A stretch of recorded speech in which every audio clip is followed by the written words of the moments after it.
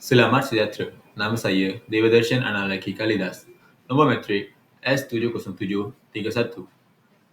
Saya ingin membentangkan hasil kerja saya untuk subjek Penghayatan Etika dan Peradaban.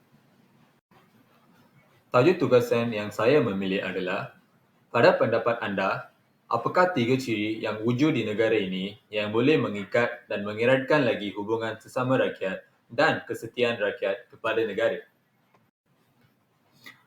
Dalam zaman globalisasi pesat, penekanan ke atas keharmonian dan kesetiaan rakyat terhadap negara semakin meningkat dalam kepentingannya.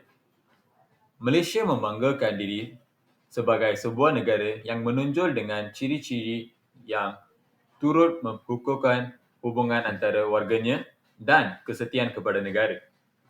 Terdapat beberapa ciri khas yang menjadi fokus utama dalam mendefinisikan identiti negara ini. Dengan memahami secara mendalam mengenai ciri-ciri ini, kita dapat menjelajahi keunikan Malaysia dalam memelihara perpaduan dan kesetiaan rakyat terhadap tanah air. Ciri yang pertama adalah keharmonian hidup bersebelahan. Sebagai agama dan kepercayaan hidup berdampingan dengan harmoni, memungkinkan kehidupan bersama tanpa konflik sambil menghargai keseragaman dalam agama, budaya dan praktik.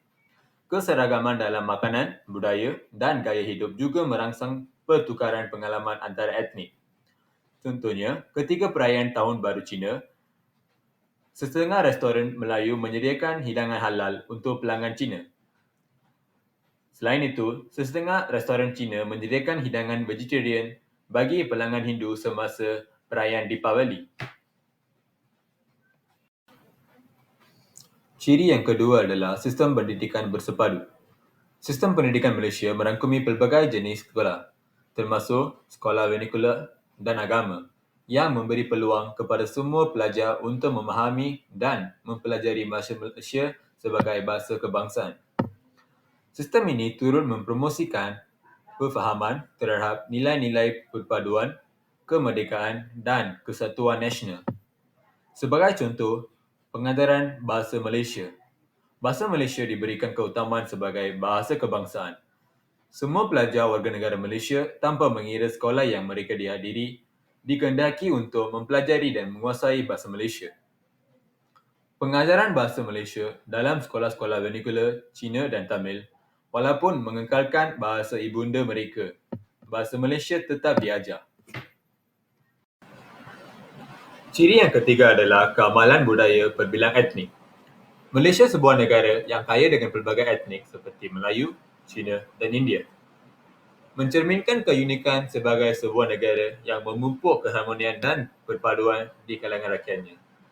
Sebagai contoh, perayaan Hari Raya Aidilfitri, Deepavali dan Tahun Baru Cina. Contoh pertama adalah semasa Deepavali dan Tahun Baru Cina, komuniti yang berlainan etnik akan membuka rumah mereka untuk menyambut tetamu dari pelbagai lapisan masyarakat, berkongsi hidangan tradisional dan merayakan perayaan bersama-sama. Contoh yang kedua, makanan Malaysia yang pelbagai. Malaysia kaya dengan hidangan tradisional dari pelbagai budaya, seperti contoh nasi lemak, roti canai, raksa dan sate adalah pelbagai contoh hidangan yang merangkumi elemen budaya bangsa Melayu, Cina dan India. Ini mencerminkan perfahaman dan penghargaan terhadap pelbagai kuliner yang menjadi warisan negara. Kesimpulannya, secara keseluruhan, pelbagai budaya, sistem pendidikan bersepadu dan keharmonian hidup bersebelahan adalah beberapa ciri unik yang memainkan peranan penting dalam memperkukuhkan hubungan sesama rakyat Malaysia dan kesetiaan kepada negara. Keunikan ini mencipta landscape sosial yang kaya dan serasi, memperkukuhkan perpaduan dalam perbezaan. Dengan memahami dan mengekalkan nilai-nilai ini, Malaysia mampu memandang ke hadapan sebagai sebuah masyarakat yang berbilang budaya tetapi satu bangsa. Itu saja daripada saya. Sekian, terima kasih.